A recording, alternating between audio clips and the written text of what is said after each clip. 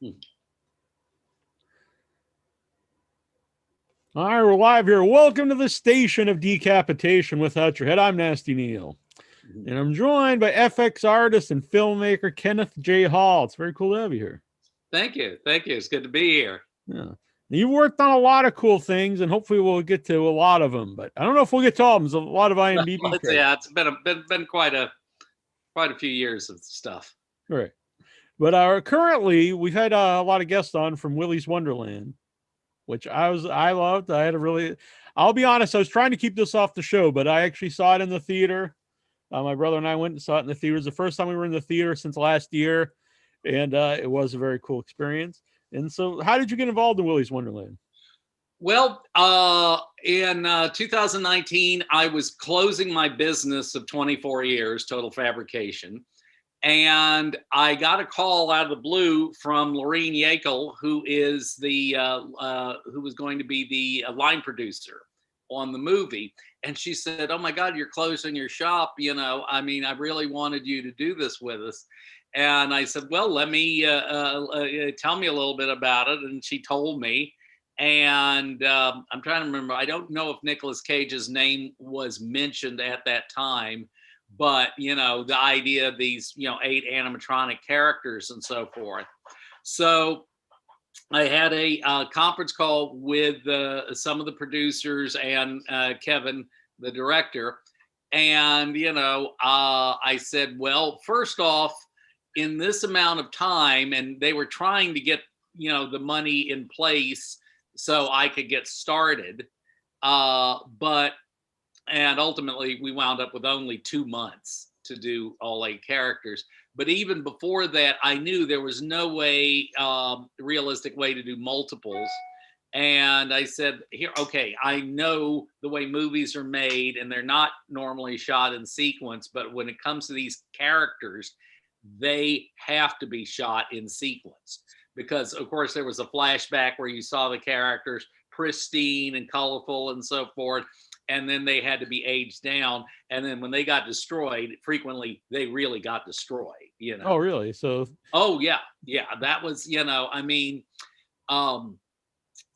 could potentially hose down, and get all the black goo out of them. But like the first character, to be sacrificed was Ozzy the Ostrich. And Nick really beat the hell out of it. He knocked an eye out, I think, on the first take. So it wasn't like, oh, okay, let's reset and do that again. No, yeah. there was none of that. So that was restrictive, from a shooting standpoint. We were fortunate enough they shot most of the non creature stuff the first week, which gave us time in Atlanta to do some fine tuning and fit the different stunt people that were wearing the costumes. So, but anyway, it was Linnea Quigley who brought me in on the project. It was definitely something that was in my line, because a lot of the stuff we did at Total Fabrication was create mascots. And these are essentially, even though they're supposed to be animatronic, they're people in costumes, so they're basically evil mascots. Right. So the one of the challenges, and I kept there seems to be a Troy Jones trying to connect. Yes. This is my brother here. Oh, okay, very cool. How you doing? Was the idea that these things had to look like, somewhat kid friendly to start out with. And I knew I could do little tricks like adding evil eyebrows and stuff like that to do that. But that was the challenge up front. And there were a number of changes made in the characters as we went. We were trying to get away from Five Nights at Freddy's, so we got rid of the bear character. And I think there was also I think a rabbit early on. We got rid of those, and then Nick got involved and wanted all sorts of lizards or reptilian characters, which I was fine with Tito the turtle. I was fine with Artie the alligator. I was not crazy about Cammy Chameleon. And, there'll probably be some hate from various fans out there, but I'm out of here now. I hated her. I mean, we couldn't. And the funny thing was, what most people wouldn't guess is that I designed the creatures up front, and then we sent pictures or my designs to the art department, and they created the cartoon Willie and the other characters. And when I saw what they had done with Cammy, I said, God, she looks cute. My thing, before we even aged her or something like that, just was a nightmare, and not, I think up to the standards of the other characters. Like, I think, one of the creepiest characters is Siren Sarah, and, we knew right up front, that was going to be just a slight tilt to the left to make her, pretty horrifying. So, yeah. That is cool, though, that, I don't think people would expect Nicolas Cage to be that, 'cause from other interviews, too, we did. He seemed to be, that was part of the reason the project really got greenlit and stuff, was his involvement and that he was so enthused about it. And that's cool that he even had input on, what the robots would be. Yeah, I mean, he wasn't specific about names or types of lizards and so forth. Even though a turtle is not exactly a lizard, but I just thought, basically having half the characters lizards seemed a little weird, that nobody probably would ever have, done it that way in real life. It's but what are you going to do? We had our marching orders and we pretty much followed them. Yeah.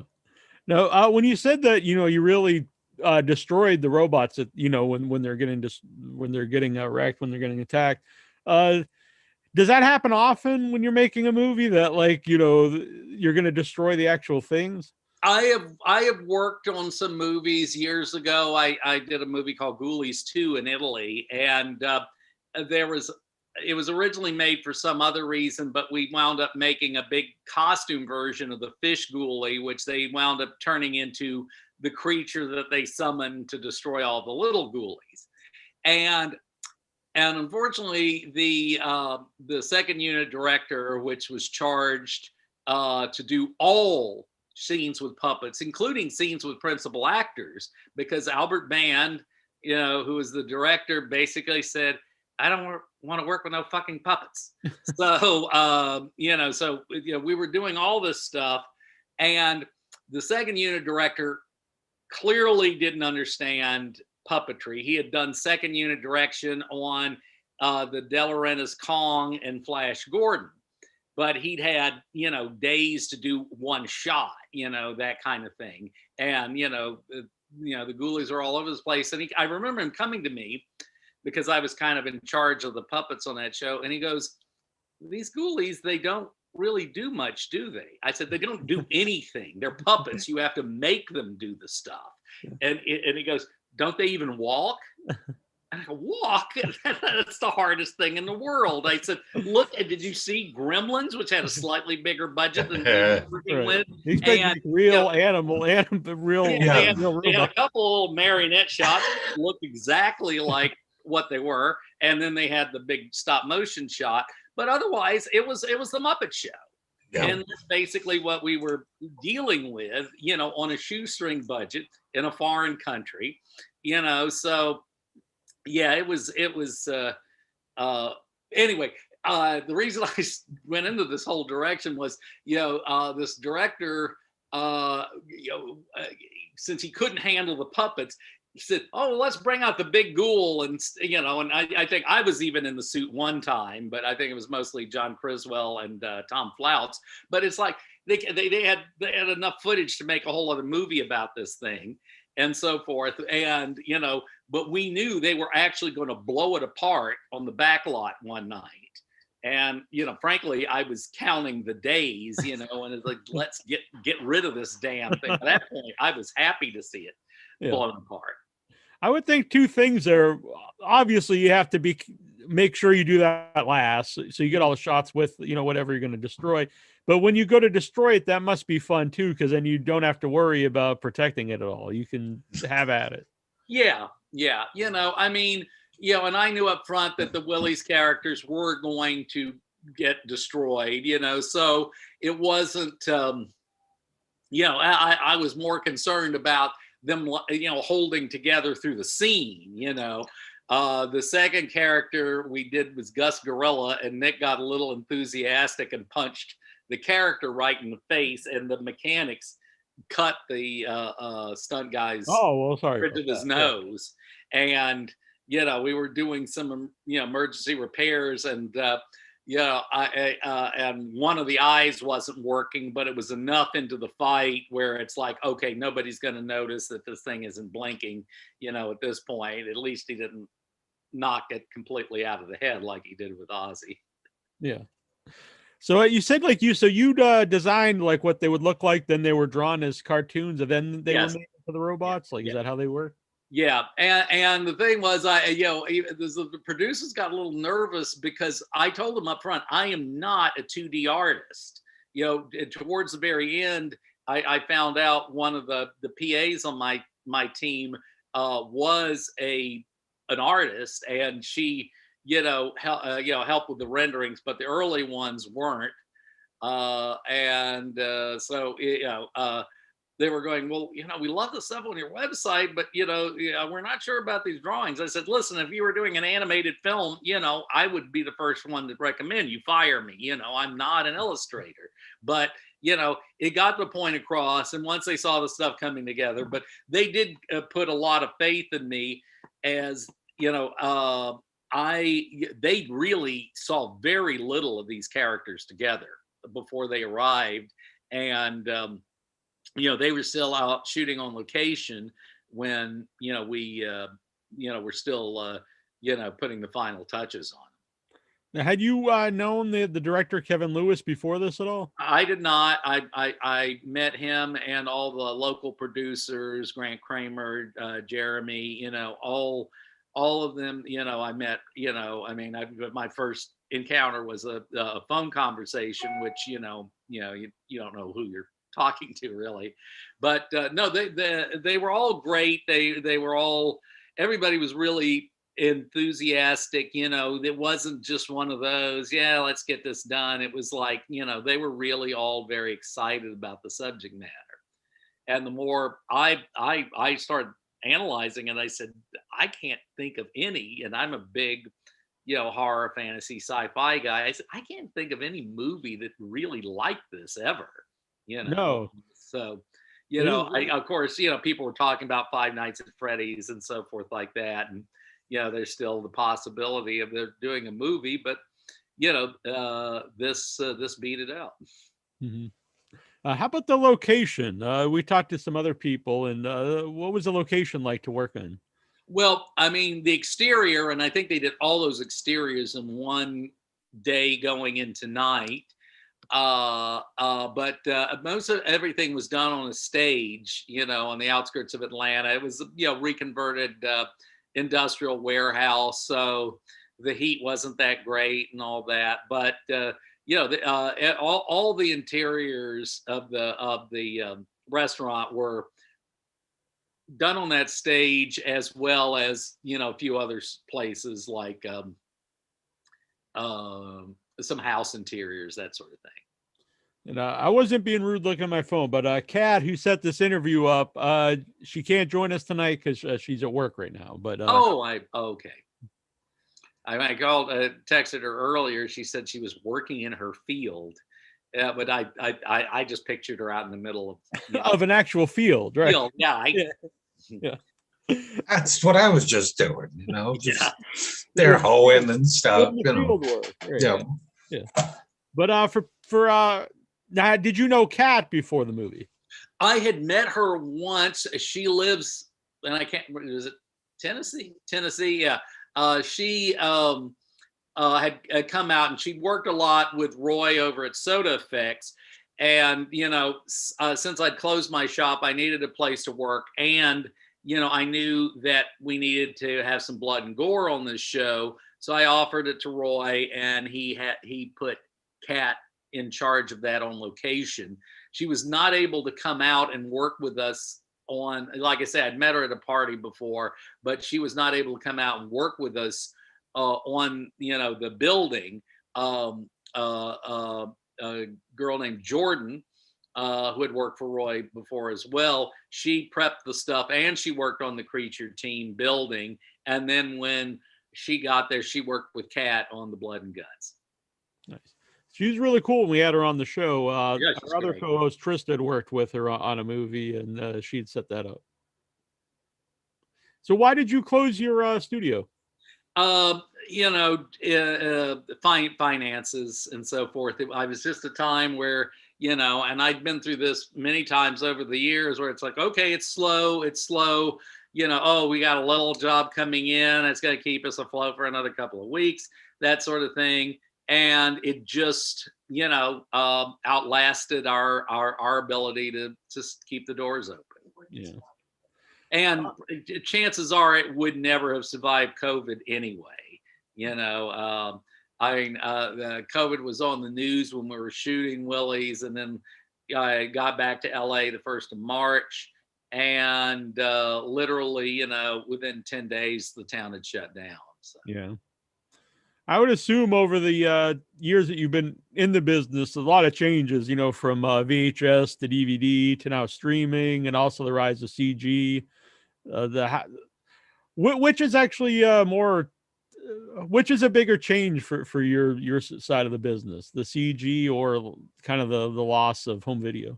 The delivery, there's still, with streaming, there still are platforms for the low budget independence, which is what, as a filmmaker, I've always worked in on that budget level. It's, but like back in the VHS days, it was like the Wild West. People launched their careers and that sort of thing. And even though I worked on shows back then, they weren't really my shows. I was either hired to write or direct or both. And the independent market has changed. Obviously, the whole digital thing versus film, but the CG thing really turned the effects industry on its ear. I heard a story several times that when Jurassic Park came out, Rick Baker took his entire crew at the time to see it and said, "This is the end of what we do." Even though there were a lot of practical, dinosaurs in the first Jurassic Park movies. But I think by the third one, they were doing them practically just so they had something to show on the behind the scenes, because some guy sitting at a computer terminal going, boop, boop, boop, Right. is not exactly dynamic. Yeah. But, and that's why when I started Total Fabrication in 1995, I was pretty, committed to the idea that we're going to be doing mascots. We're not, we're not going to be doing a lot of creature effects work. Although we did do a fair amount, like on the second Power Rangers movie and that sort of thing. Goofy creature work, but nonetheless, so it was, whereas there's a lot of these effects guys out there, I want to do blood and guts, and they've got their logos are dripping and gooey and so forth. They said I tried to all from the get-go try to have a little bit more of a corporate feel, so higher end clients would actually look at us seriously. Right.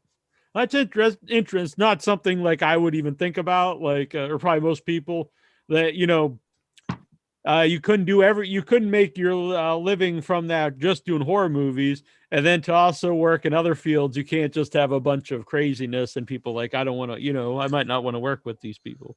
Right.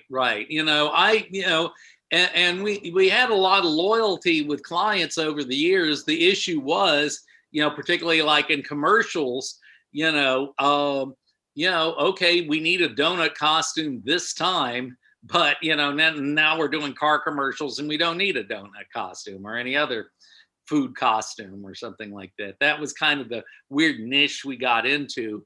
We didn't do every food costume, but for a while we were doing a lot of them. You mentioned you're writing, and you've also been in movies and directed. So which of all that came first? Like when you pursued this? When I came out to LA in 1982, I definitely wanted to be a filmmaker, and directing and writing came from that. It's interesting, because I felt like, well, if I'm going to try to direct a movie, I need to have a script, and the easiest way for me to get a script was to write it. And I have an affinity for writing. I enjoy it, and therefore, anything I've directed is stuff that I've also written. I've never directed anybody else's script. So that was the intention, but I knew coming from a small town in Florida, I'd done some theater there, including some original theater and cutting edge. But coming from a small town to LA, I knew nothing I had in that area was going to really impress many people. So, I had done a lot of effects stuff and fabrication. So I came out here and I got a job on a movie at the Berman studio in a week, with this portfolio I put together, which was physically the largest portfolio of all time. It was like, CinemaScope, and even Rick Baker one time looked at it and said, "That's the biggest portfolio I've ever seen." Not anything about what was in it. It was like, that's the biggest one I've ever seen. Big, right? Yeah. So anyway, so I knew I could do that, and so I did a lot of that, and then I would try to figure out ways of getting in, and ultimately got in with Fred Olen Ray, and then later Dave Dakota, and that. So and I got a decent directing opportunity from Dave when I directed Ghost Rider, which is I think still available on Amazon.com. Hasn't been released on DVD or Blu-ray, so it's kind of not totally lost movie from that era, but it's weird because there's so many companies out there that release rare movies. I'm surprised that hasn't been one of them. Yeah, it's weird because it's more of a comedy, and it's a PG rated comedy at that, so it's not, and even though it's got a ghost in it, it's definitely more of a comedy than any kind of, it's certainly not a horror film or anything like that. And those are the genres, unless you've got something, some really goofy comedy with a lot of tits in it, a lot of these labels aren't doing it. The thing, and I thought I'd mention this, is that there is so much stuff that was direct to video in the 80s that is lost, and we don't even know it's lost yet, because a lot of these movies came out on VHS back then. There were companies being formed just to crank them out. And I remember I was with a friend at a VHS swap meet, and we were picking up the things, and there were recognizable names and so forth. But we're going, "Have you ever heard of this?" As I know, I haven't either, kind of thing. And these were back then. You had to have a few $100,000 to make a movie because film just cost so much, and you couldn't, with a few exceptions, get something released that was shot on tape at the time. I did it with the Horror Workout because, we were, spoofing exercise videos, and those were shot on tape. So, but normally you couldn't do a feature film on, shooting on any kind of video, so there had to be a certain amount of money involved. Yet the problem was, these companies, years later dissolved, people died, and what happened, which was probably, I don't know, like 5 or 6 years ago, all the film labs, with the exception of one, closed. And they were storing all the original materials, the negatives, any positives, that sort of thing. So they reached out to all the producers, production companies that had their stuff stored there. Well, guess what? Even if those people were still around, did they move? Did, change addresses, phone numbers, and so forth? Back in the 80s, there was no email, so they did a certain degree of due diligence to track down the owners of this material. And they were given, I think, like 18 months to claim their property. A lot of movies from the 80s went into dumpsters, the original materials. And since, had they been released on DVD years later, chances are there would be a more responsible way of,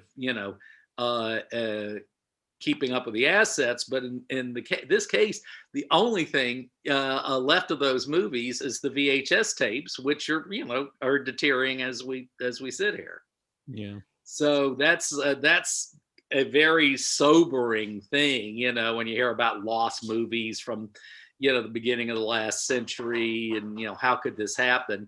But it's happening, because there has to be a certain amount of archiving and maintenance and all that stuff done. And on movies like, the type of, straight to video movies we're talking about, that doesn't always happen unless there's somebody, there, usually the owner, with a financial interest. Mm-hmm. So when you went out there in 82, what were some of the movies that you watched that gave you hey, this is something I want to do. I want to eventually go to LA and make these movies. Well, I've been following the genre, constantly, but the thing that really was happening was the makeup effects renaissance, with Rick Baker and American Werewolf, Rob Bottin and The Haunting, and then The Thing. And so those movies were in the theaters, and, I was, keeping up with Fangoria, and my brother and I and some friends had the opportunity to meet Rick Baker in 77, I think, at a convention in Texas. He had just done the extra footage for Star Wars for the Cantina scene, and and then later he was doing a promotional tour for The Incredible Melting Man, because he was the only person with a name involved with that at the time. So I love The Incredible Melting Man. I love that they just they call him Steve throughout the whole movie. Yeah, that's a crazy movie. I love it too. Alex Rebar as the Incredible Melting Man. I remember, I think Rick telling me the guy was claustrophobic on top of everything. Oh, really? So yeah, what do you need? What qualifications do you have to be the Incredible Melting Man? Well, I would think being able to wear a damn mask, right, without complaining. But anyway, they'd sent him through a whirlwind tour in Florida, and we went. I can't remember what. It may have been Orlando, but we went there and hung out with him, and he looked fairly weary and said, "I'm really finding it hard to find anything good to say about the Incredible Melting Man." Although I think maybe upstairs somewhere, I think I have one of the only merchandising pieces from that film, which was an Incredible Melting Man candle. And even though I never did, when you lit it, it actually melted. I thought, some genius saw a few years ago, we had the director on of The Incredible Melting Man, which the name escapes me. It was really, really nice guy and stuff. And I asked him about those candles, and he said they were cool, but he doesn't get any money from them, which he wasn't too happy about. Well, yeah, because I think he wrote the script too, right? Yeah, he said the original version of the movie was he made it a comedy, but they recut it to make it more of a horror movie, and he said it doesn't work as well. That's I would agree with that. Yes. Because the ending is very comedic. Not to spoil The Incredible Melting Man for anybody, but at the end they just shovel him up and throw him in a trash can. Yeah. Just put his, I don't even think the kind of stereotypical janitor that was doing it even finished the job. It looked like he left part of the job. It was a half-assed job. I'm out of here, But it's. Leave a little goo. I actually watched it just last night, which is, But anyway, so we met Rick Baker, and he was really cool about, giving us technical information. This is before you could find, there were a lot of books or videos or anything like that on the subject. And it gave, all of us, my brother and I and the people we grew up with, this idea that none of us had the ego to think, oh, we were anything close to his level of talent. But the fact is, he was really the first fan of this stuff that became a professional. And I said, he made it seem real, and that's why we all, went across the country, to work in Hollywood. Mm-hmm. There's not that many of us left now. I'm sad to say. Did he give you advice at the time, Rick Baker? Not specifically career advice. It was more, sources for materials and, the little tips and tricks, of how to use them, which is great. Not that many years later, after the Oscars and everything, and people, besieging him, he, I had to be a little more withdrawn and less approachable. So we were hitting him at a very fortunate time, because he'd been on the cover of Starlog with the Incredible Melting Man stuff and all that. It was before Fangoria even was started. And, and we'd been reading about him forever in Famous Monsters of Filmland, watching him, Rick Baker, Monster Maker, old Fari Ackerman. Yeah. Troy's my older brother, so I would read Troy's Famous Monsters of Filmland magazine. Oh, those were the best. Yeah. It was, and especially since for some reason we never had a subscription, so it was always a search to find the next issue out, because we couldn't count on any one newsstand to have it. So yeah. So some of the images from that's true. You never knew. You just. Yeah, that's why I bugged my mom to rent Motel Hell, because I headed farmer with the chainsaw, and I was like, I have to see this movie. Oh yeah, this is the greatest looking thing I've seen. So, when you go out there, I would, this is now like there's actual schools to learn how to do all these things, but at that time, I assume, how did you even go about, like, who am I gonna talk to try to make this work? Well, a friend of mine, Tim Lawrence, had come out some months before, and ironically, he had wanted to work for Rick Baker, but this timing was off, and Rick was over in England working on Greystoke. So Tim was working at a model shop on miniatures for Jaws 3D and that sort of thing, and he worked at some animatronics company. But he knew the players in town, and I was, we were all kind of familiar with them, I actually, the first interview I had was over at Sid and Marty Crofts, which was already, I think they'd all even completely done with the Mandrell Sisters show. So, I walked in the building and lots of the lights were out. I was going to interview because there was a light down at the end of this long hallway.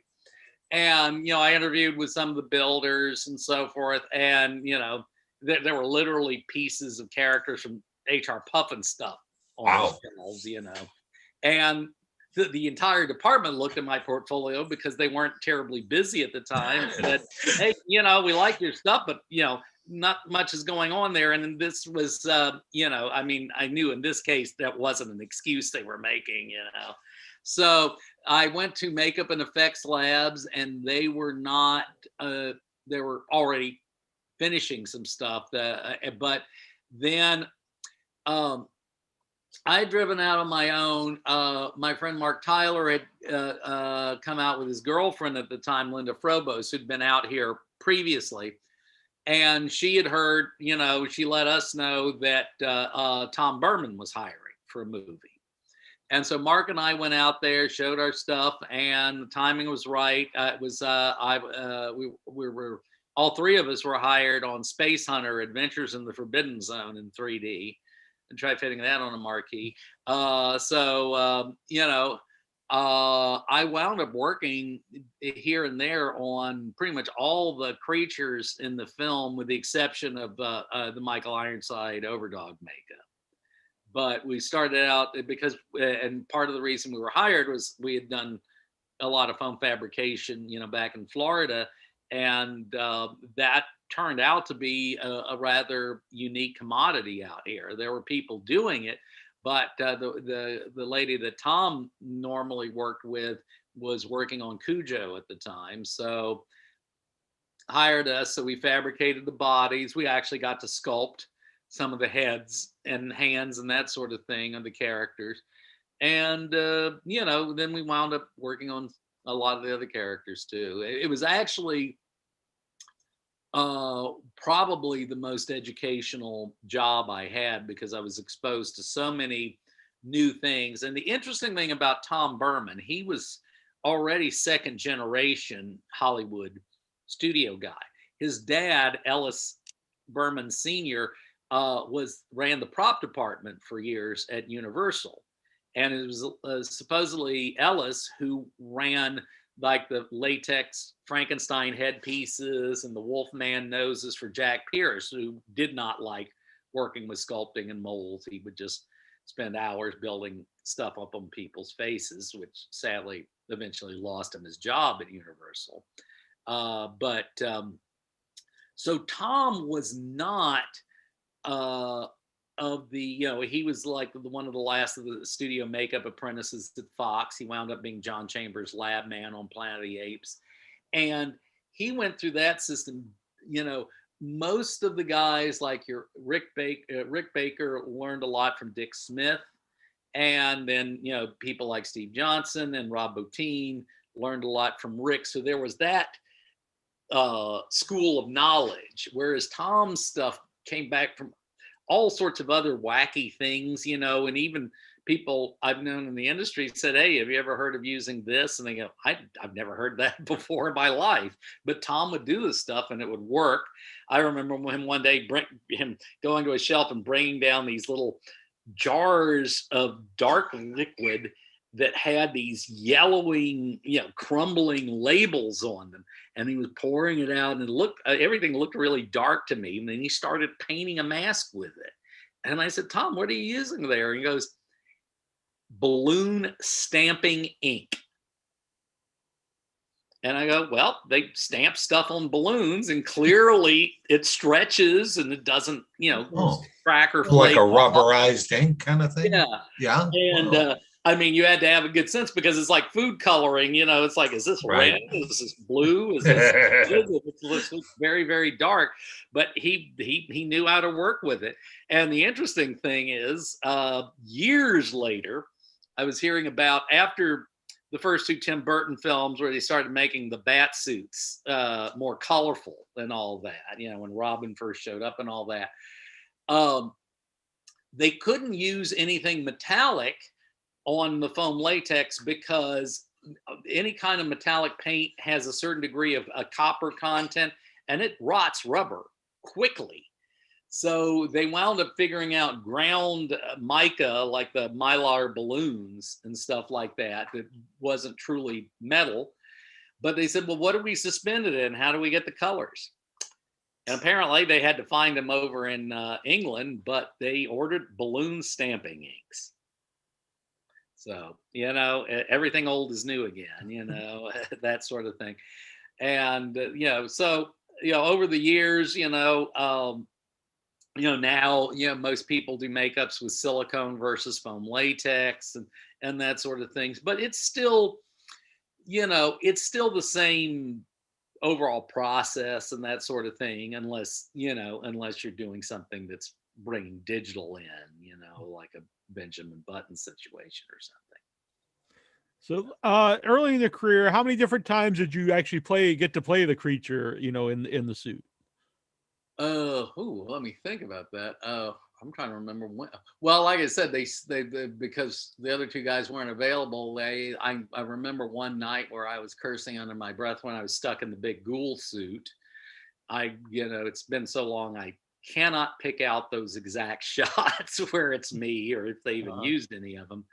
I I really didn't do a lot of creature stuff. I was Smokey Bear in a commercial. Oh, really? Where we fabricated the suit. That's pretty and cool. It was a little underwhelming in the sense that they didn't really show the suit really well, and therefore there wasn't any animation in it. But you look at a picture of it, it's a Smokey Bear. There's no getting around that. And apparently, I have the distinction of being the only live actor to have ever played Smokey in a commercial or in a spot. That and several bucks will give me a cup of coffee, but but that is a strange to the portfolio. Yeah, Make it even bigger. Yeah, and that, and being an expert in dressing people up as food, a couple of things I had never truly aspired to deliberately, just wound up happening. Yeah. But I'm not a huge fan of wearing these suits anyway. I'll be the first guy, to show up, with a pair of vampire fangs at a, Hollywood masquerade party, because they said, I want to be able to eat, drink, smoke, and, bend at the waist, which sometimes people showed up and, can you bend at the waist? No. I was loaded in the back of somebody's truck. I am not kidding you, and I'm sitting there going, when they're having contests and stuff like that, but when they're having, in industry parties in somebody's backyard, and you expect the stuff to be, of course, a higher caliber than, an ordinary Halloween party. But it's like, guys, I'm not auditioning for a job here. I'm coming to a party. It's you want to enjoy yourself on some level. Yeah, exactly. You kind of do that for a living. This is unwind time. Yeah, so that and again, that's the reason why I was never that big once I got out of here in the business of making costumes for myself, because it's like you want to that's your day job. You're making costumes for other people. So it's not as as fun. Mm-hmm. Here in the chat room, Joe Flynn says, "Great to see you, Ken. Give my best to Amanda." Oh yeah, hi Joe. Good to see you. Well, good to hear you anyway. And Amanda's doing fine. She's sitting off camera here. So hope you're being well. And Timothy Milliken says, "I love Ken. Proud to have worked with his brother, and hope to work with Ken at some point in time." Oh yeah, well that I mentioned that the Florida gang has diminished. I think the first of us to go was back in the '80s. Steve Sleep passed away from AIDS, and then Tim Lawrence died a year ago Christmas. And I'm very sad to say that my brother Cleve died last week from a heart attack. Yeah. So that's what there's been a lot of outpouring and so forth. I'm very sorry to hear that. I'm very close to my brother here, and I don't know if you know how close sad to hear about that. Well, he had worked for me. We had been a little bit estranged for a few years, so it was definitely not something that you won't ever have to deal with. Yeah. So you had mentioned the horror workout. So at that, and we love Linnea. Linnea's been on the show a lot of times. How did the Linnea Quigley Horror Workout come about? Well, this has become an apocryphal story. She was doing a film for Dave Dakota called Murder Weapon, which was actually a slasher film, but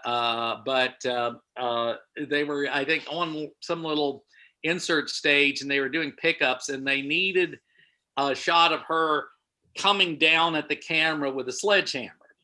Now, this was a rubber sledgehammer because a real sledgehammer probably outweighs Linnea even now.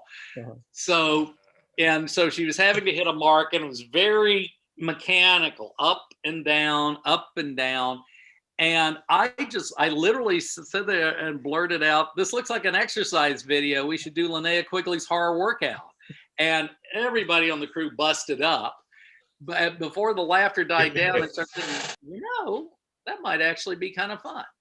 And so, we put the financing together pretty quickly. It was shot on a 2-day weekend, and we were shooting on Betacam, which was kind of the industry standard at the time, but we were having to edit it offline linear. Now, for those of the people who aren't savvy to this, it's the worst thing in the world because, okay, I've got shot number 1. Now I'm going to record shot number 2 right after, and shot number 3. And you're at shot number 12 and go, oh shit, I need to change shot number 4. You can't just pop it in. You have to go back and relay everything down from the point you wanted to do it. And it was a nightmare. Plus, the production was plagued with, not only every standard thing that could go wrong, but there are a few things that I had never heard of before that still went wrong. And years later, when I did the Halfway House, on digital, we were still shooting on tape, but editing digitally. Things would come up and I'd get all tense remembering some of the shit that went down on the horror workout. And then they said, oh, no, we can fix this in a couple of minutes. It's like, oh God, thank you, But, actually, I just heard today that there is, the horror workout is actually going to be on a streaming channel. And something, I think with Fuel in it, or I'm sorry, I can't remember. I should look it up. Fuel. It could be Horror Fuel. I know that website. So yeah, but basically, what it is I think it's a streaming network that specializes in exercise videos. Oh, that's pretty awesome. So they've seen it. They know there's nudity and violence in it, which is not standard for an exercise video. So so that's going to be there. And I did have somebody approach me about putting it out on DVD again. I don't know if it can be up-res to Blu-ray or not. You can only make it look so good, considering it was shot on tape. So so there might be another DVD release. We had put it out like 6 or 7 years ago, and it was the first time on DVD, and it was a collector's edition and so forth. Unfortunately, I also can't. The other film of mine that I still own is the Halfway House, and it is getting a Blu-ray release soon. Unfortunately, they haven't told me the official date, so I can't say. But it is cool, but it is coming out this year, and it will be available on streaming again. Oh, nice. So that excites me almost more than the Blu-ray, although I'd like to see it up-resed with true 16:9. But the idea that it's going to be introduced to a whole nother audience, because it's over 15 years ago, so there's going to be a lot of new people discovering it. Probably way more people than ever discovered it, before. Yeah, no, that's very exciting. That's very cool. And when you find out the dates and everything, let us know, and we'll share it on the website. So, no, you wrote the original Puppet Master, which went on to do many different sequels and everything. So, what was that experience like writing Puppet Master and working with Full Moon Features? Well, I will be honest. Charlie Band came up with the name Puppet Master, and he had sort of a list of puppets.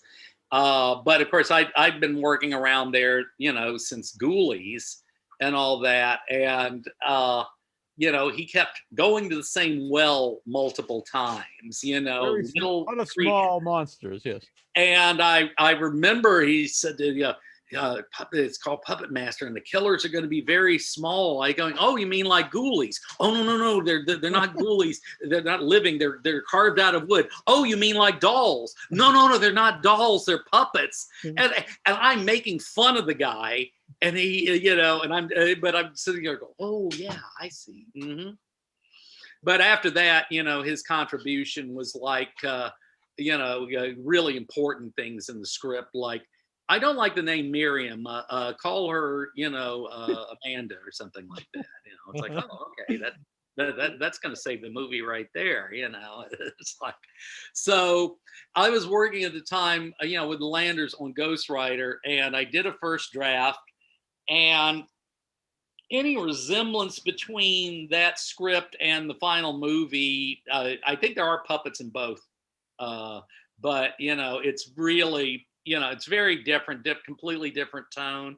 I knew I had made a misstep with Charlie Band, because you cite genre references to him, and he gets a hard on. But the problem is, I made the mistake of saying, there's this guy that's been missing from this kind of modern coven, they're kind of like a coven of witches and so forth, warlocks and all sorts of dark type characters, and they've been missing, and then they all get a sense that he died. And I said, it's like the grapevine scene from no,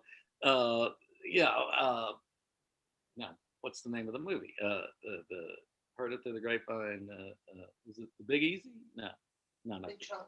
The Big Chill. Sorry, Big Chill. Okay. Yeah. I just had a senior moment there, right on camera. Now, The Big Chill, and I said that to Charlie, and he was like, so it's like, okay, I don't think he saw that movie. So anyway, we, I turned in my first draft, and then it took forever to get my final payment. By that point, David, God, now I'm having continual brain farts. The director, the guy they hired to direct the film, they'd already brought him in, and he wanted, of course, he wanted to get, a Directors Guild payment. They wouldn't go for that. So he said, well, what if I do a major rewrite and then Writers Guild?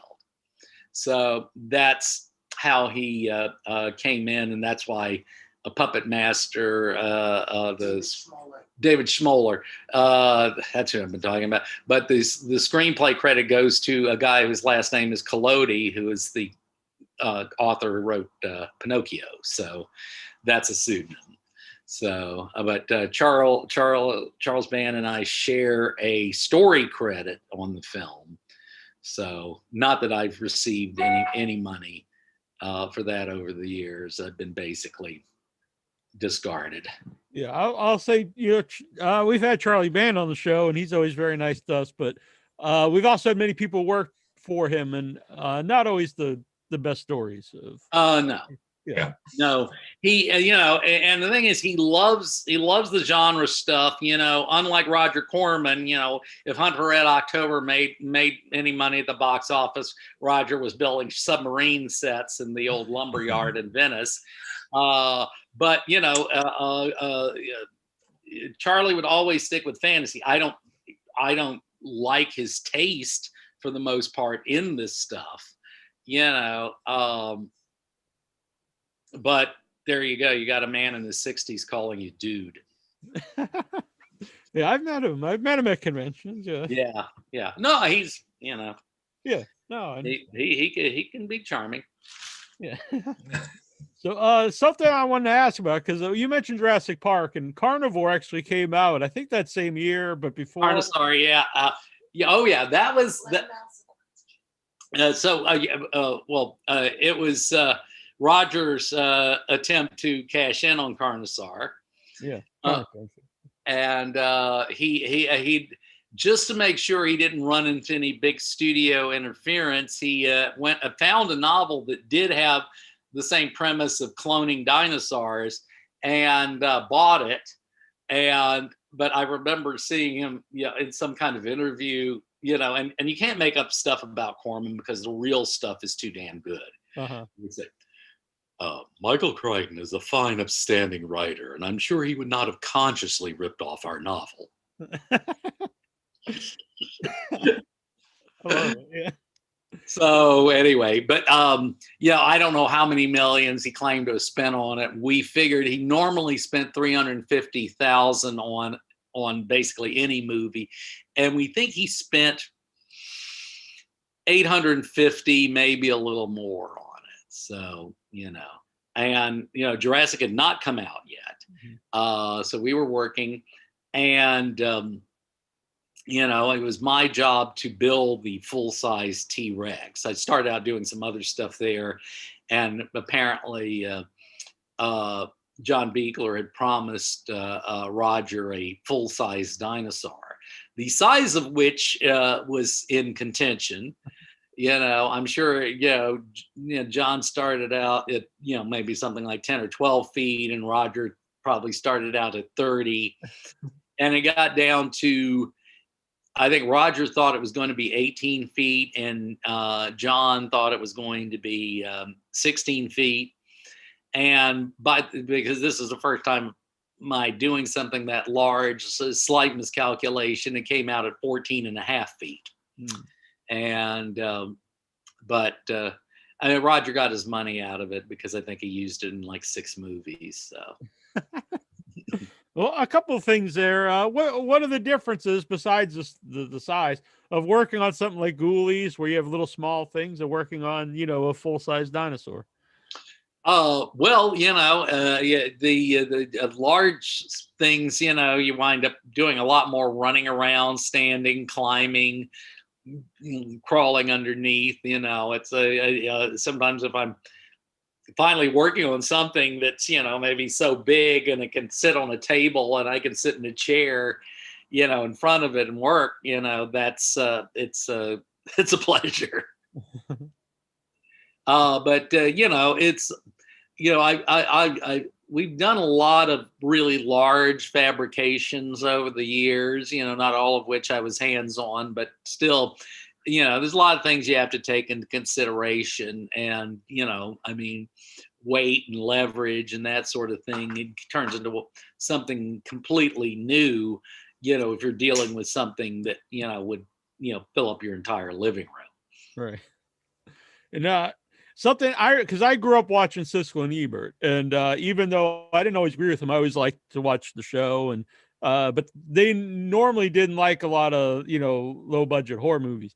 But Gene Siskel gave thumbs up to Carnosaur, and I don't know if you knew that, or if the reason I know that is it probably was one of the few good reviews they got, and they actually put it on the one sheet, which was enshrined above the toilet in the Total Fabrication offices, so I would see that every time I went to pee. So yeah, and I can't understand it because I don't think it's a good movie. I think it's terrible. Yeah. I mean, I don't want to say anything because you're here, but since you said that, it's not one of my particular favorites. The sequels, even Carnosaur 2, which is a blatant ripoff of Aliens, is still more entertaining to watch than the first film. And as a matter of fact, on our show reel, I actually used footage from the Wynorski, Fred Olin Ray collaboration, Dinosaur Island, to show off the big Carnosaur, because it was, frankly, used way better in that film.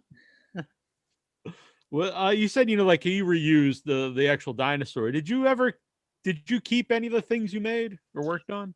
I have a handful of things that were really, and I get contacted by collectors, and then it's hard to have a full-size dinosaur in your No, house. I do not. It may still exist, but I certainly don't have it. Right.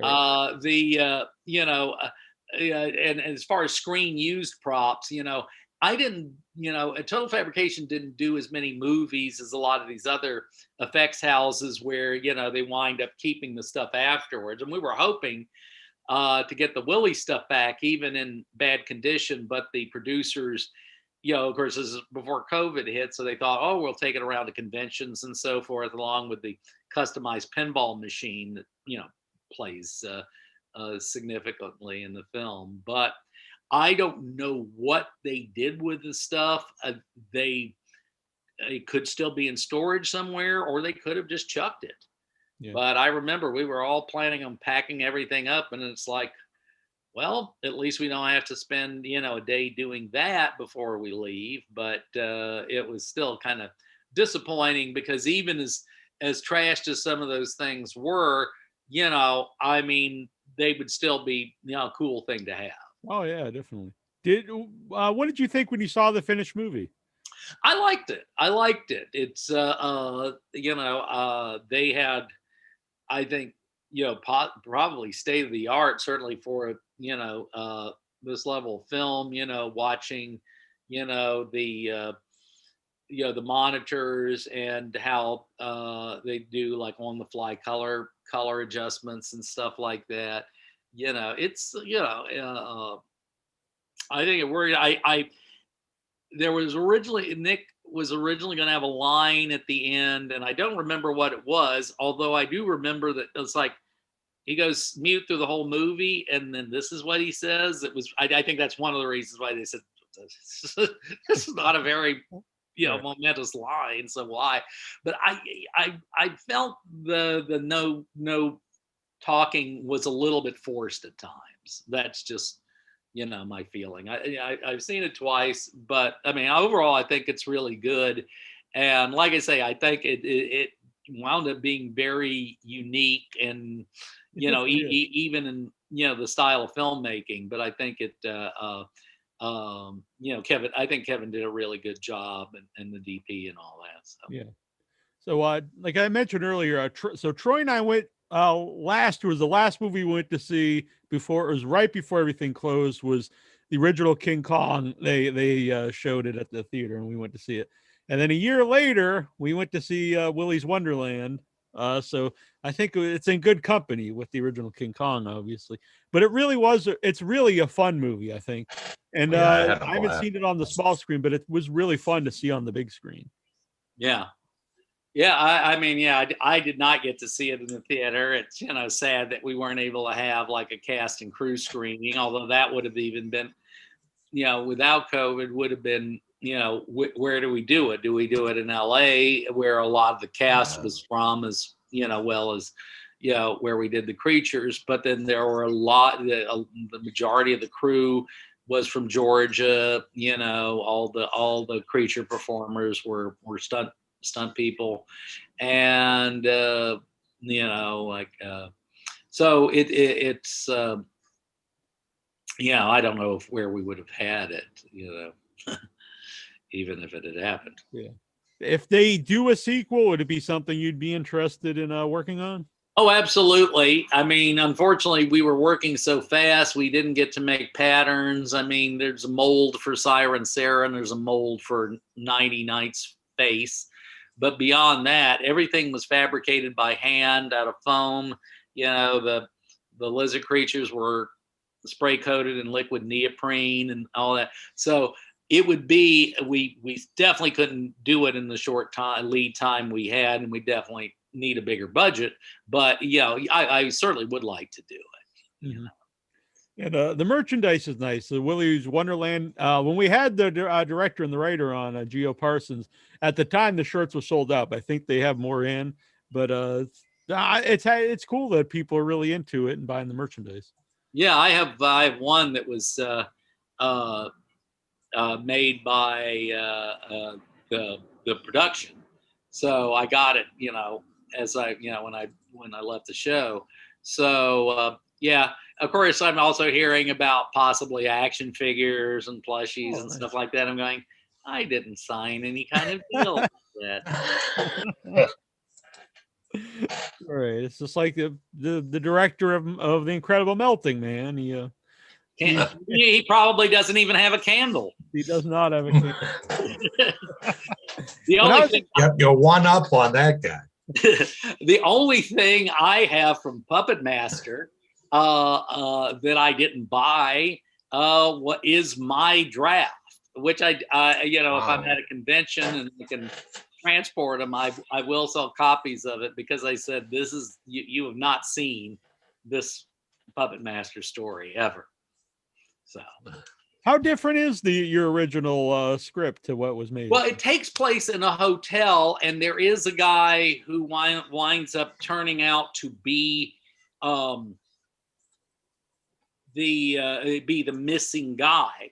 But like I said, they're all witches and warlocks. There were like a punk S&M male and female bikers, and so forth. And Six Shooter didn't even show up until part 3, but in my script, Six Shooter squares off with one of the bikers and shoots him in the faceplate, and his motorcycle goes off a cliff. No, there's no scene like that in the first Puppet Master.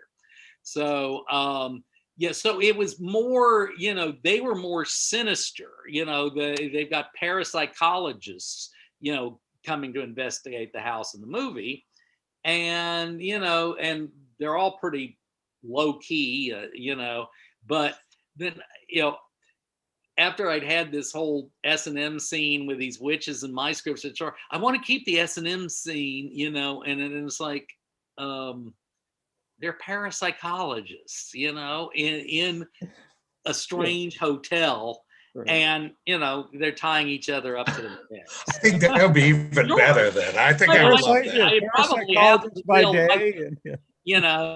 That's my kink. That's my thing.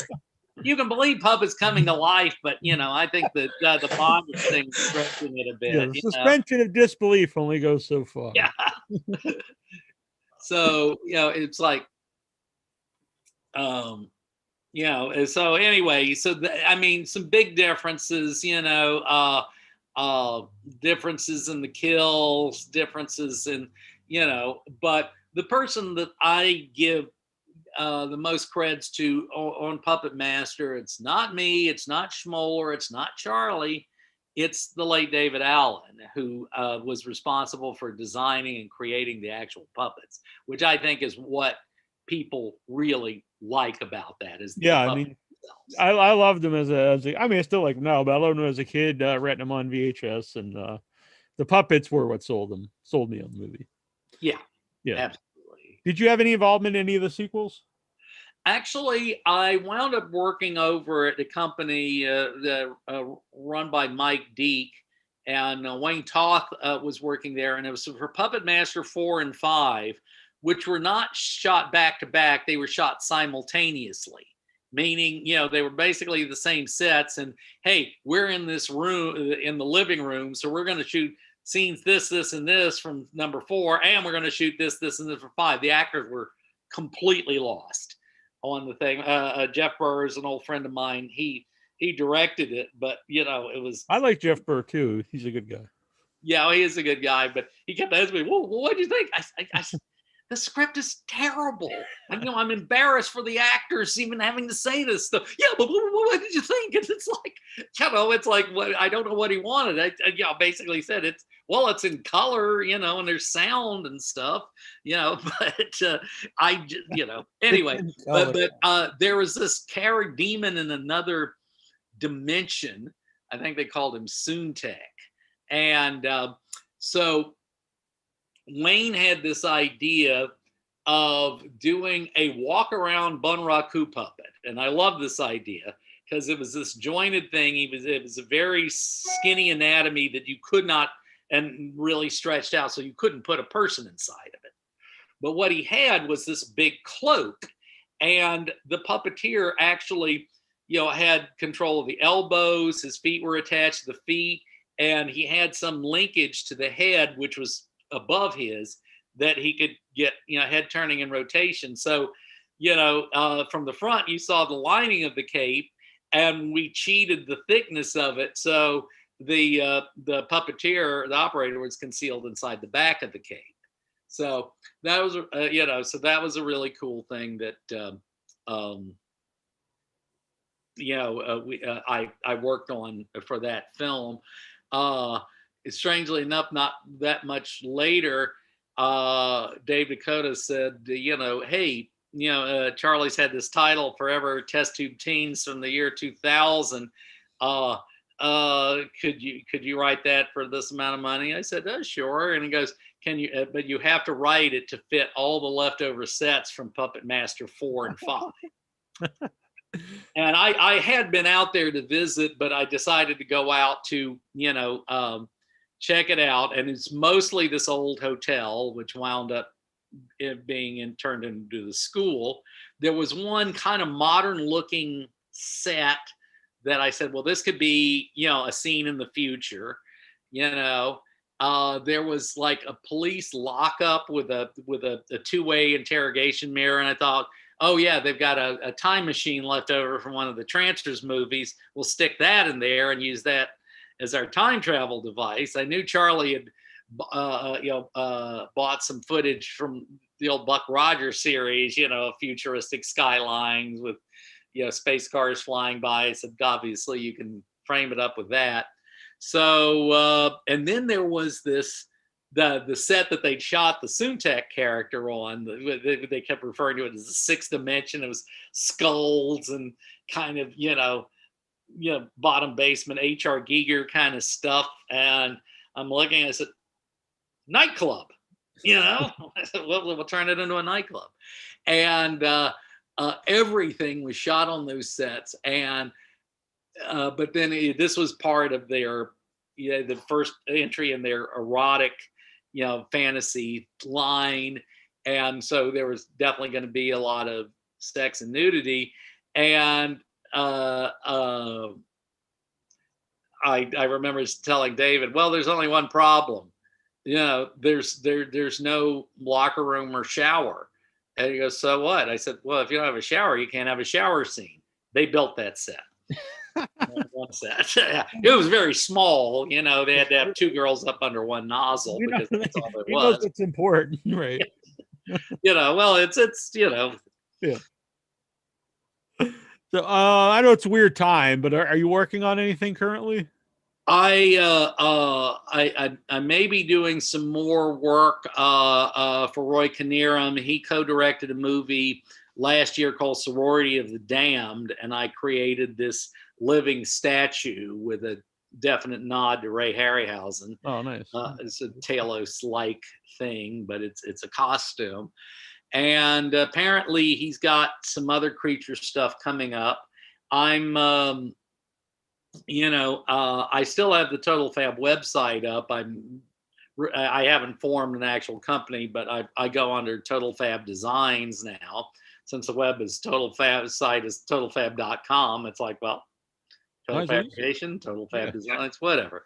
Anyway, so yeah, I get some inquiries for that, and I have Soda to work out of, and if they get too jammed up, I've also got the Kyoto Brothers. So even all old friends of mine. Oh, nice. They made Killer Clowns from Outer Space, right? They did that. They I think they started that not long after Critters, the first Critters, and I worked on that for them. I kind of, helped design the furring process for the puppets, and they also, I remember when Bob Shea came into the studio and basically said, it's not in the original script now, but we're going to add a big critter at the end.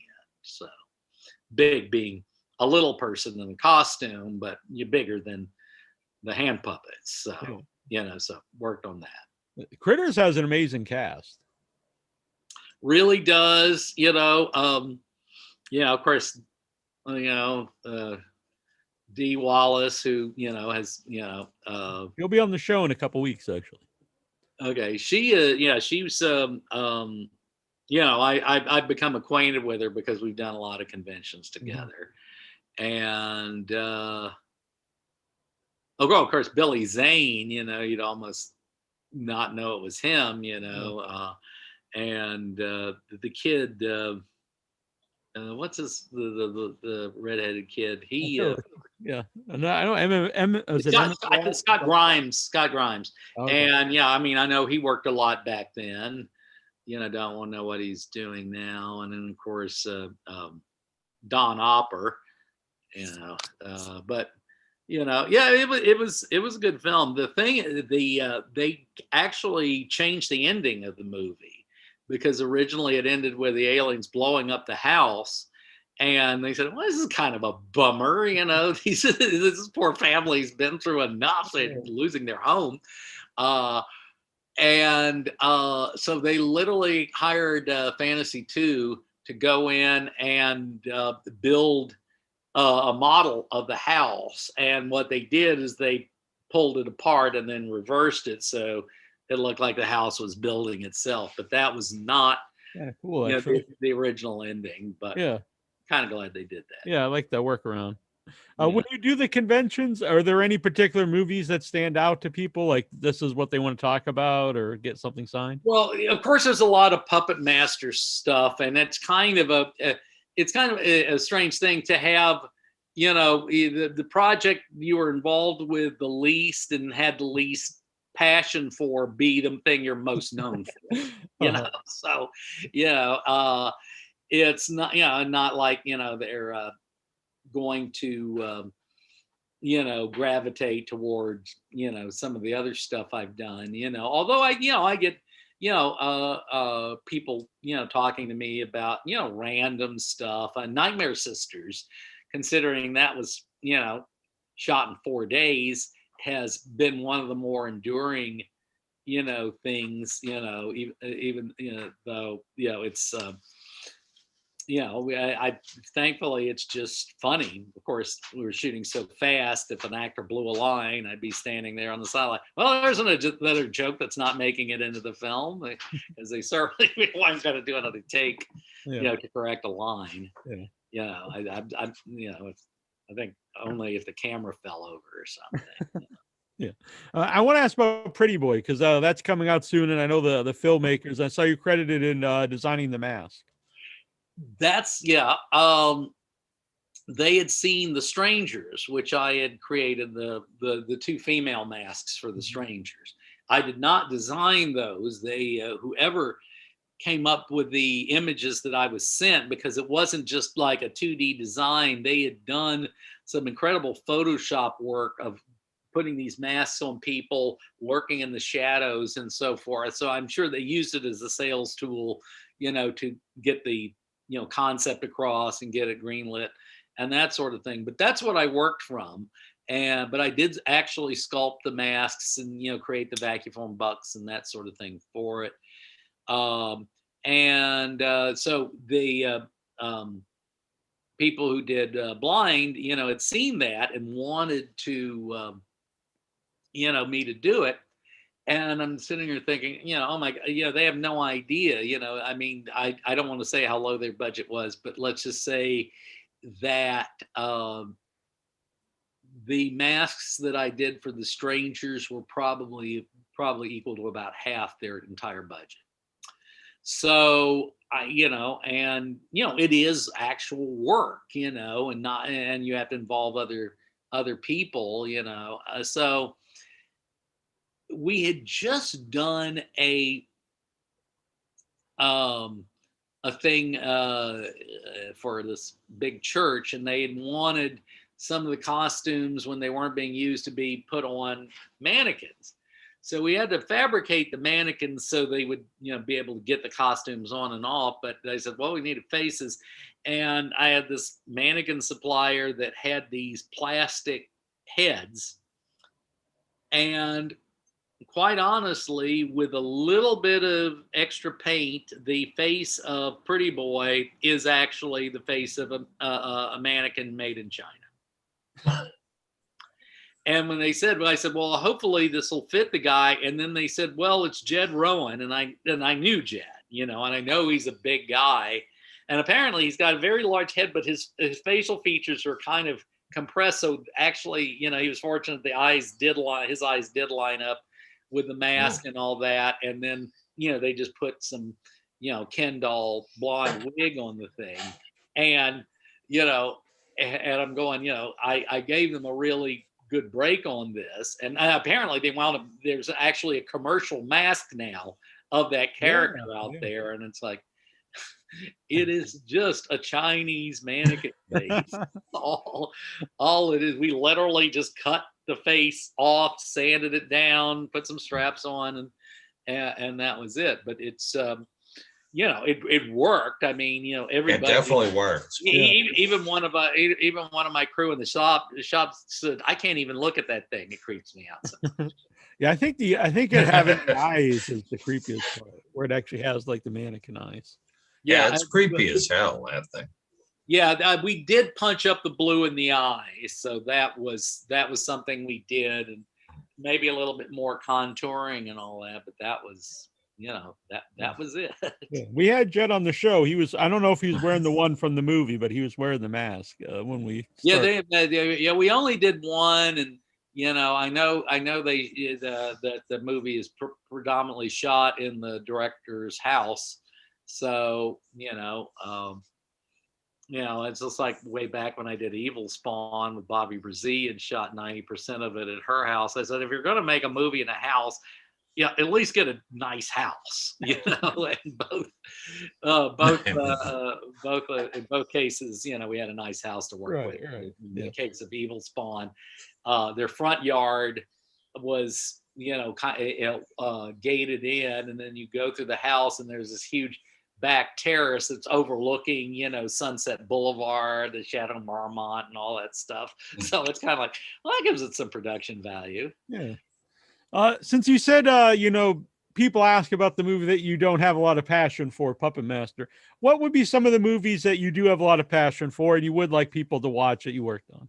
Well, the movie I'm most proud of, because I made it with my own money and basically, had no one to answer to except myself for the budget, was The Halfway House, which, as I said, is hopefully going to be in the public eye again soon. It was one of those things where, I realized, that now people that buyers would pick up a digital film, but it was still that area where we were a little nervous about it and wanted to make it look as good as possible. Even though HD was available back then, it wasn't available on a prosumer level. So we wound up using the Panasonic DVX 100, which was the first prosumer camera to shot in 24p. And it was something about that frame rate, which matched the frame rate of film, that no matter what, gave it a more film-like, quality. So that, and hiring Tom Calloway, who's like a veteran of, like over 100 films, to shoot it. And that was the first entirely digital movie he had done. So, we were, I when I saw the dailies, I literally said I wasn't expecting it to look this good. It was really film-like. I mean, there's some daytime exterior scenes where, it's really bright and a little washed out, that we didn't have like a massive grip package with flags and sails and, diffusion screens and that sort of thing.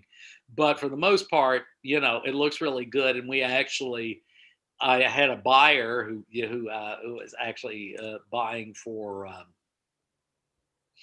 Lionsgate, among others. And he said, "You didn't shoot that on 35 millimeter." And I go, "Yeah." And he goes, 16 millimeter, right? I said, "You got me."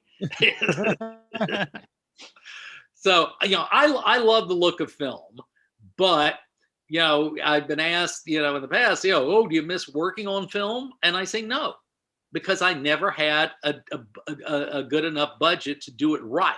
And it was always, counting footage and, can we do another take and that sort of thing. And it's not the way to work, and, after having some horrifying technical experiences on the horror workout, I was so pleasantly surprised, how smoothly post on Halfway House went. I actually hired Tony Dublin to do wire removal on the creature. And some people said, well, it's a rubber monster, and I said, I'm not, I don't want the strings to show. And I could have cut around the strings, but it wouldn't have been the best performance. So looking at footage that you paid somebody to take something out of is a weird experience, because, okay, I spent this much money and I can't see anything.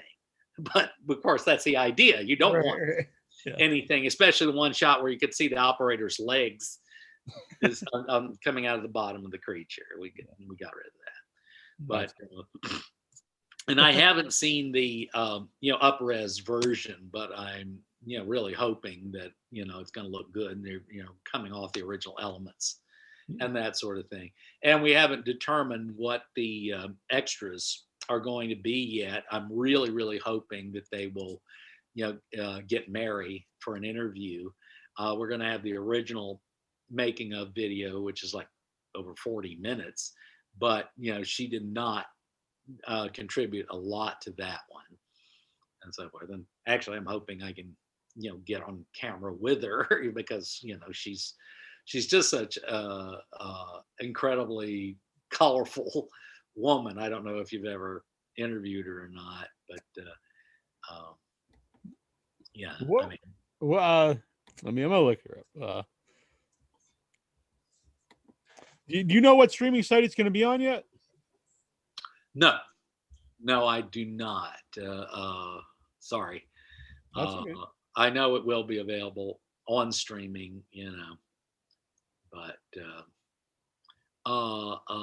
label is Intervision. I'll leak that out, and they're a subsidiary of Severin Films. So, I know the people who own Severin. So, yeah.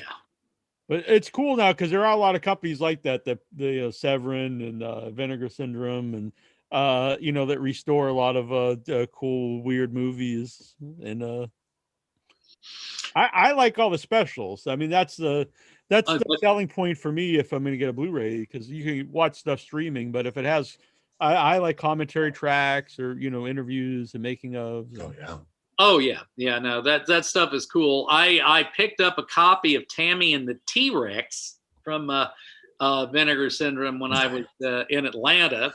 I worked on that. I'd gotten a call from John Beekler, and they and this was after Carnosaur, but they did not want to rent the Carnosaur.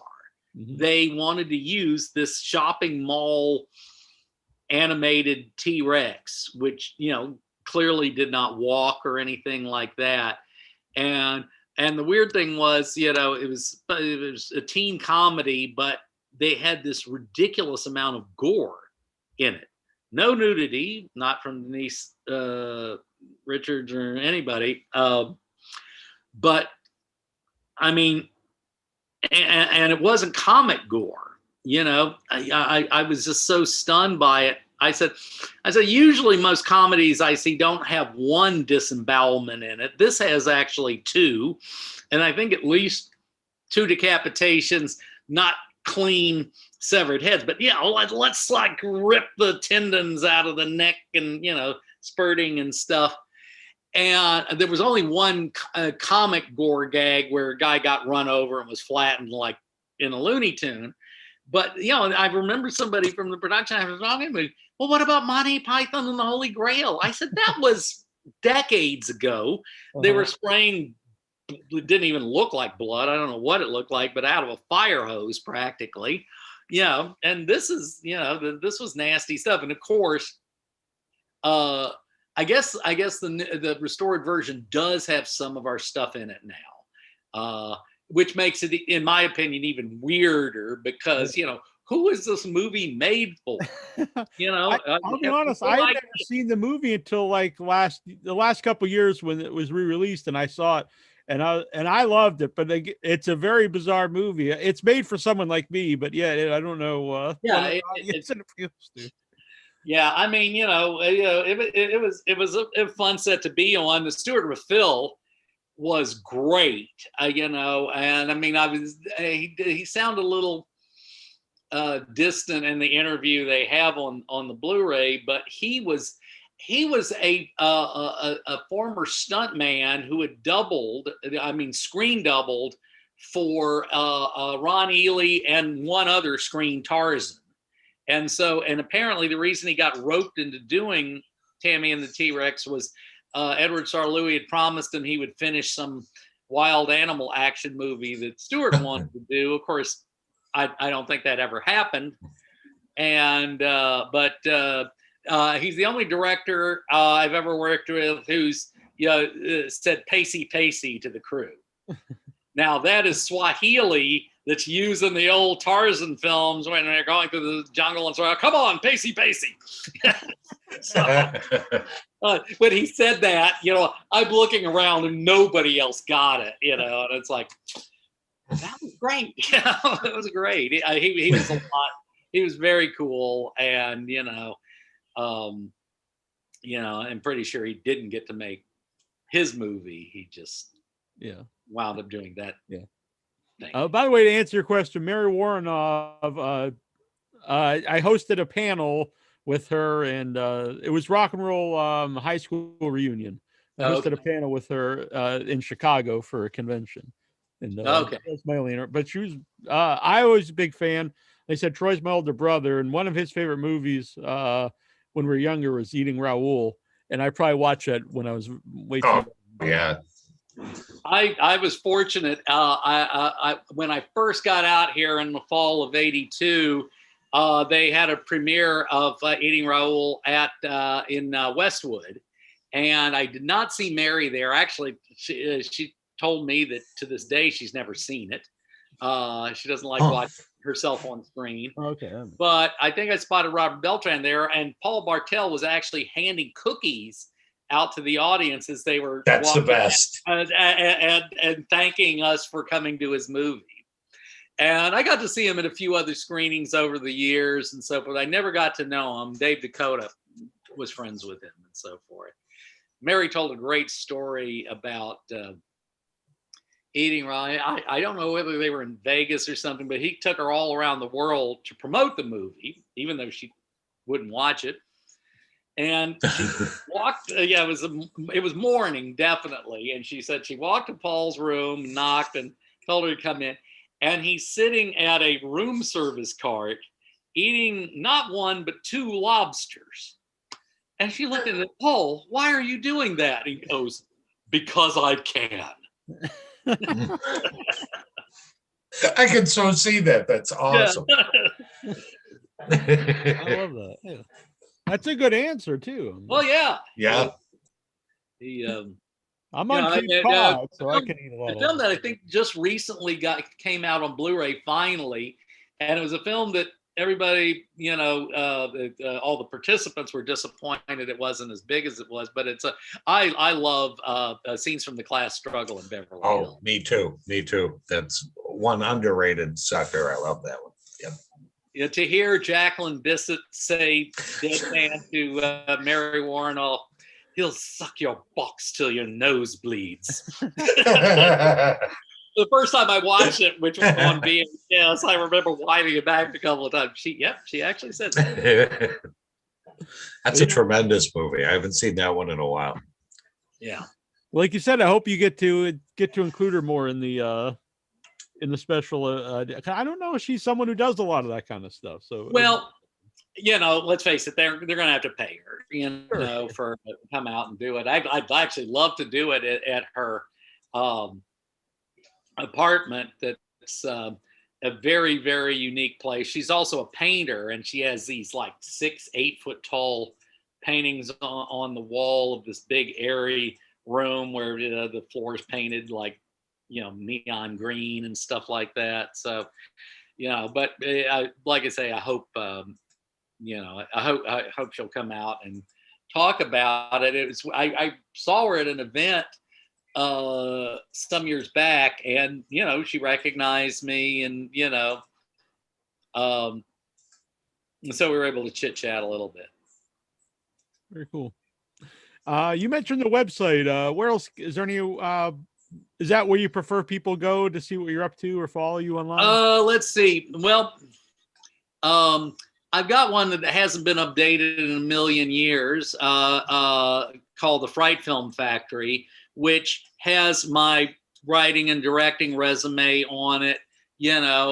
Mostly material from Horror Workout and Halfway House.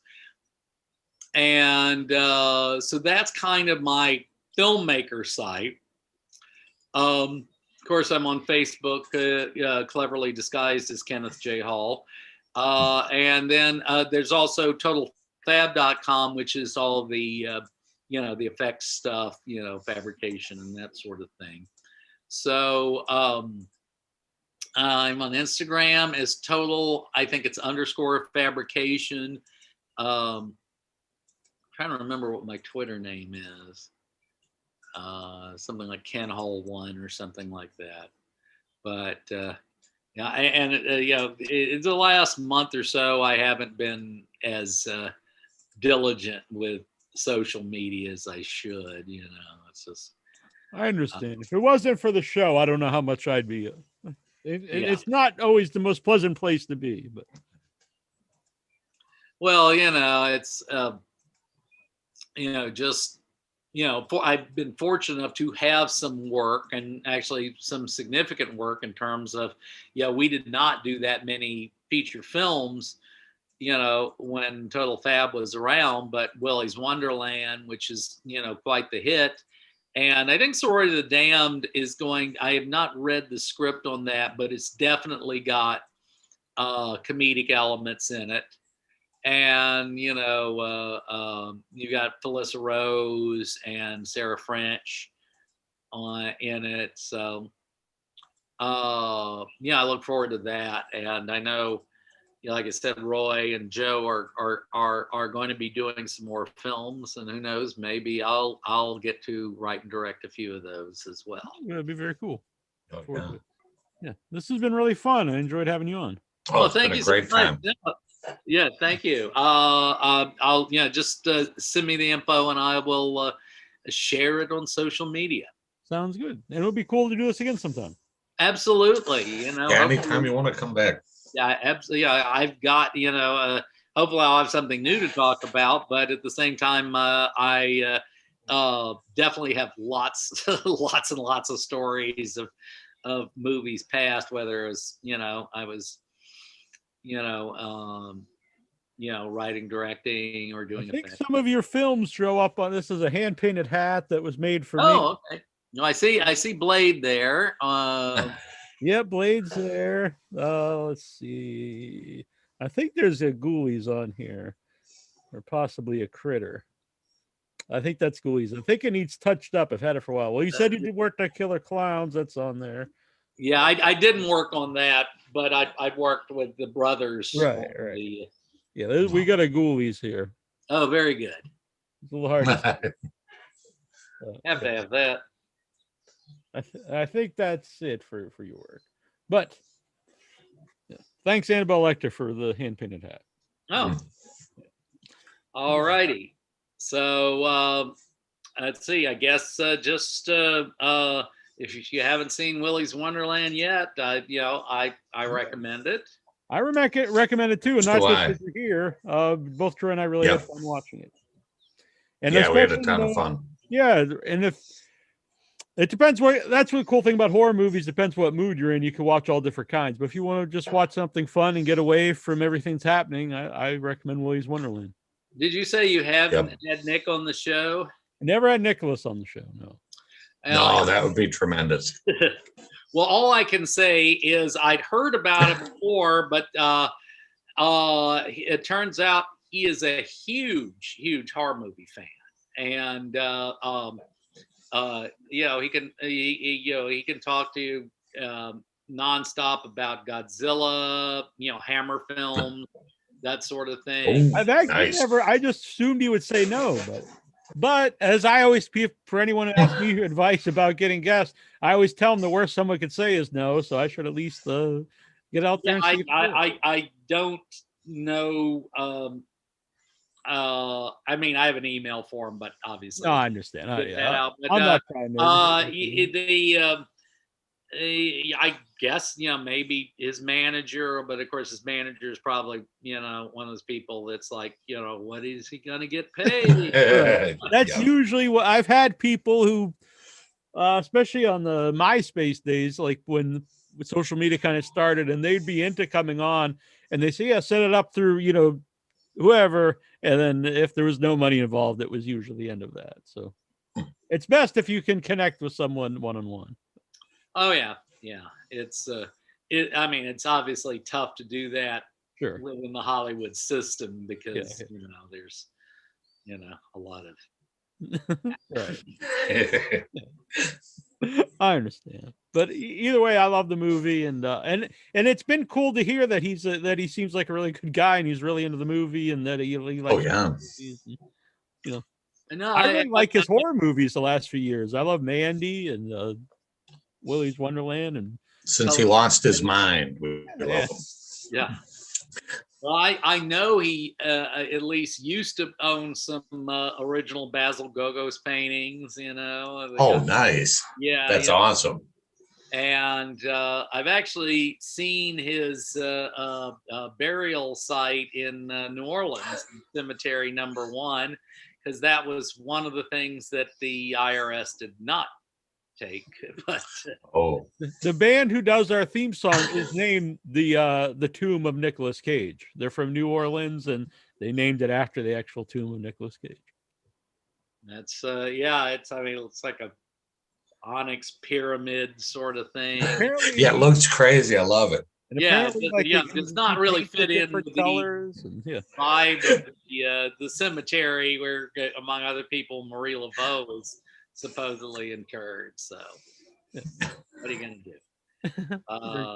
But yeah, no, he was really cool, really nice, and literally on his last night of shooting was when he takes Willie out, and he was covered in black goo, which was of course the object of every animatronic kill.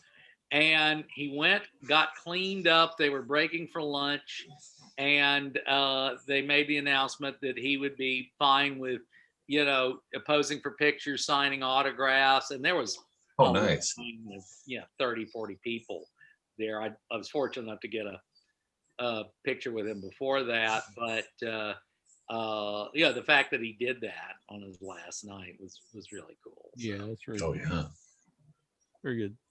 All right, well, we will let you go. I usually ask how many people have, but sorry if I kept it wrong, but I think it was a good time. So, all right, well, thank you so much. I know. Well, I was just fascinated. I could just listen to you talk all night. Oh well, yeah. I genuinely like telling stories. I always used to love listening to other people in the industry tell stories long before I even moved out here. And, it's like I've been around long enough now, so I'm kind of an institution of sorts. Not that there's any real money in that, but but you get the good stories anyway. The good stories, yeah. And every once in a while, like you guys, I find somebody that actually wants to hear them. So we'll always listen. Yes, definitely. And a big thanks to Kat for setting this up. We appreciate it. Oh, no doubt. Yeah. And hopefully, she and I will wind up working together at some point on another project, maybe this year. Definitely. Yeah. All right. Well, have a good we wish you all the best. Thank you so much. Night, you guys. Night. All right. Good night. Bye. Night, Neil. Night. I'm gonna wave awkwardly as I hang up here. All right, we can do that. Awkward wave. Good night, everybody.